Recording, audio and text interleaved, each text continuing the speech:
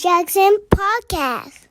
You know, before I got on the microphone, I was looking at this brother's statistics. He was a decent player, man. You know, I remember him from when he played at Kansas, when they was beating up on my Tar Heels or whatever. But it's like I'm appalled week in and week out. All of these sexual allegations, all of these people catching these crimes based upon, fondling with women, taking things from women, flying women out, the man act. It's just we living in an interesting time, and people build empires, create financial success for themselves. You know, folks want to have generational wealth, and they losing it all based upon this sexual stuff. And I'm actually tired of seeing it because majority of the time I see it is from brothers. I know black people ain't the only one, black men, not people. Let me say black men ain't the only one going through this. I know it's Caucasians going through similar things though, but my concern is us because that's what I see, and I want us to be able to live a long life and be able to leave generational wealth for our loved ones though. But it seems as if this is a new war, and the brothers is losing it. I don't want to say me because I ain't including myself in these type of activities. Real talk. But he was convicted, found guilty in the court in Oregon. But this right here is a visual of him leaving his testimony, and it's kind of interesting because he said a few things that is, making me concerned. Let's get into the video though. Any point along the way that you thought Former Trailblazer Ben McLemore took the stand in his defense on Thursday, telling his version of what happened at a house party where he was accused of raping a woman after a night of drinking. McLemore says the evening began with bowling before team members met at Robert Covington's Lake Oswego home for cards and drinking. But I was just, just being there and just enjoying the night and just, having that time with my teammates and stuff. And just, McLemore testified he encountered the alleged victim in the bathroom after some of her friends asked him to help move her to the couch because she was intoxicated. McLemore said he eventually fell asleep on that same couch and then woke up a few hours later with that woman's hands down his pants. Fondling me and basically rousing me. So that's what pretty much woke me up. Again, I'm in deep sleep. That's when McLemore says he began having sex with a woman, an encounter he describes as consensual. She didn't show no signs of distress or discomfort. It didn't, give me no signs at all or alertness of that. McLemore says that he and the alleged victim never spoke with each other before, during, or after the encounter, and he left Covington's house immediately after they had sex. During cross-examination, the prosecution argued the alleged victim never consented to sex with McLemore. You did say on direct it was one of the most terrible things I've ever done in my life.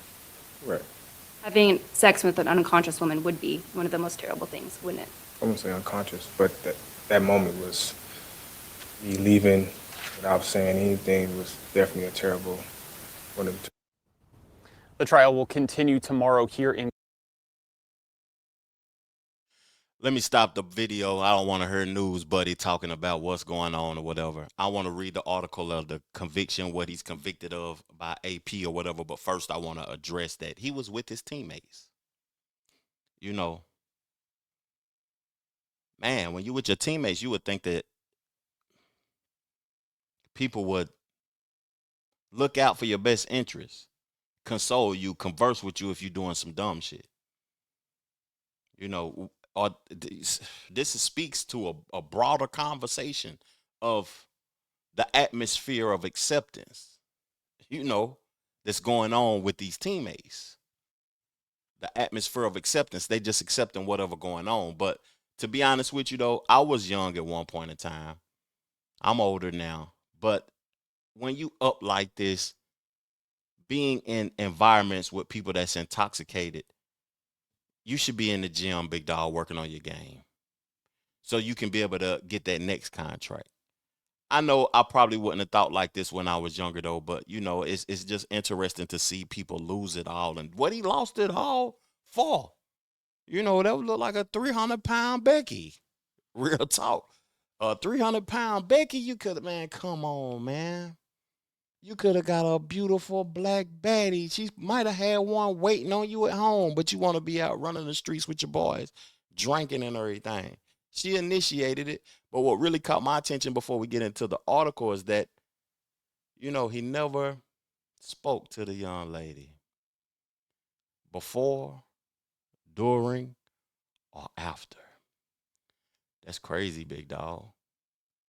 Because, you know, I don't even be attracted to people that I don't have I can't have a conversation with. I can't, you know, understand you or what's on your mind. It has to be a deeper connection for me. That's just me personally. I can't get aroused just because you there.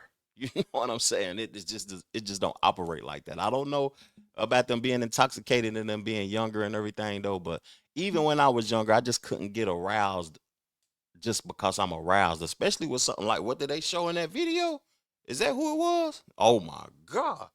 Nigga, you was up 10 mil. You could have did way better than that, big dog. So let's see what the charges is. Let's see what he charged with.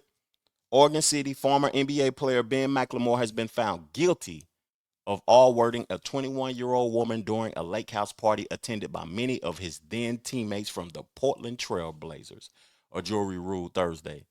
The jury in Clackamas County, located directly south of Portland, found McLemore, 32, guilty of all word, unlawful penetration, and one count of abuse.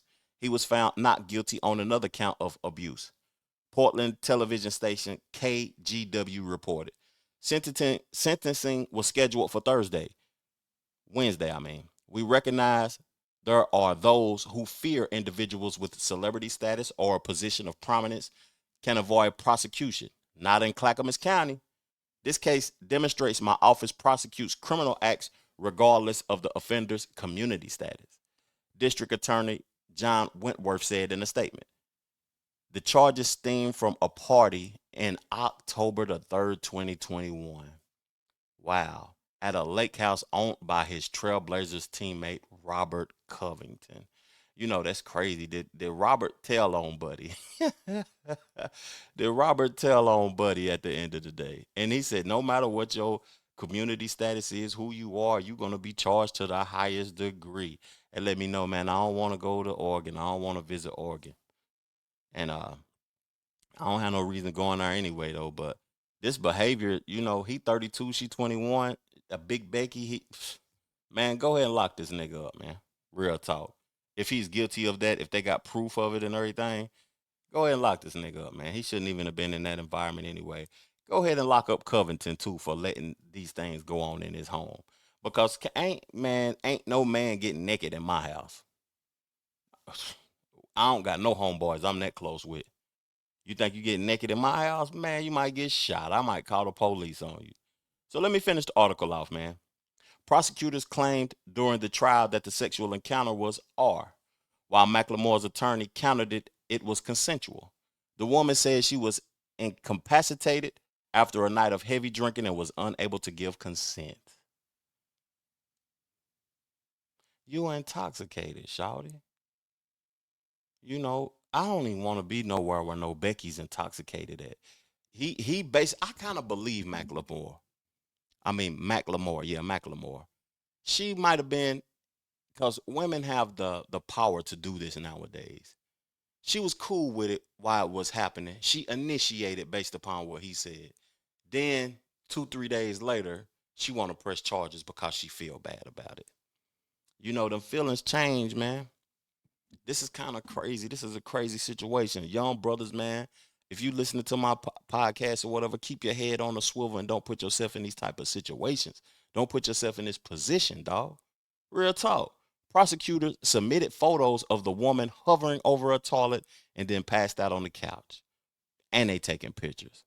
She said she woke up at one point during and froze in terror. I don't know who this person is, she testified. This is a random person that is doing something like this to me. The Associated Press generally does not identify victims of assault. At one point, she said, She let her body slide to the door in an effort to stop the assault. The woman testified McLemore pulled her back onto the couch and continued. Covington earlier testified he saw the woman flirting with McLemore while they sat on the couch. Wow. Oh, this article kind of long. Hold on. Oh, nah, they want me to spend some money. Hold up, I ain't doing that. So Covington, the man of the house, said earlier, I saw the woman flirting with McLemore while they sat on the couch. McLemore testified he was also drinking but claimed the sex was consensual. He also said he and the woman did not have a conversation before, during, and after the act, after which he immediately left the home. One of his attorneys, Chris Weinmiller, said McLemore left after receiving an angry message from his then wife, who tracked him and wanted to know why he wasn't in their own Lake Oswego home. Clackamas County prosecutor Scott Healy said there was no confusion. When you look at all the surrounding circumstances and you assess the evidence in the case, I submit to you that the defendant is guilty, he said during closing arguments Tuesday. Another defense attorney, Lisa Maxfield, argued for McLemore's acquittal. The only reasonable verdict in a case where two people get drunk and have sex and the man is drunker than the woman, the only reasonable verdict in a case like this is not guilty, she said. The woman said she did not hire an attorney to sue McLemore and didn't seek money from him. Instead, she pursued the criminal case because you can't do that to somebody, let alone somebody that you don't know. McLemore, who played college at Kansas, was the 7th pick in the 2013 NBA draft by the Sacramento Kings, who also played in Memphis, Houston, Los Angeles before his last NBA season with Portland in 2021-2022. Since then, he has played in Europe and China. Last August, he signed with a team in Turkey. Man, this shit got him out the NBA and everything. He lost his opportunity. He lost his bag, fucking around with these Beckys, and you a married nigga want to get drunk with some hoe-ass niggas on your team at his lake house when you could have been at home with your wife getting tipsy, nigga. Even if he's not guilty, I wonder what proof they has. This shows you that in America, the Beckys or the Karen or whatever you want to perceive her to be, her perspective is more valuable than the rich nigga.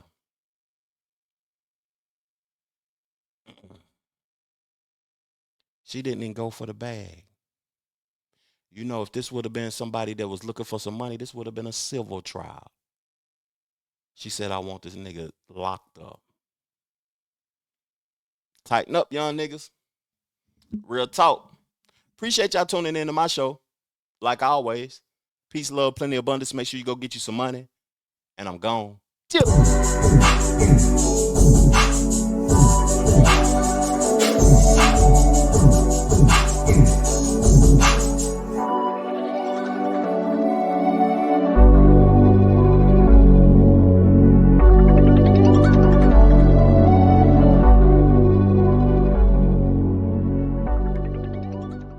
The Trevor Jackson Podcast.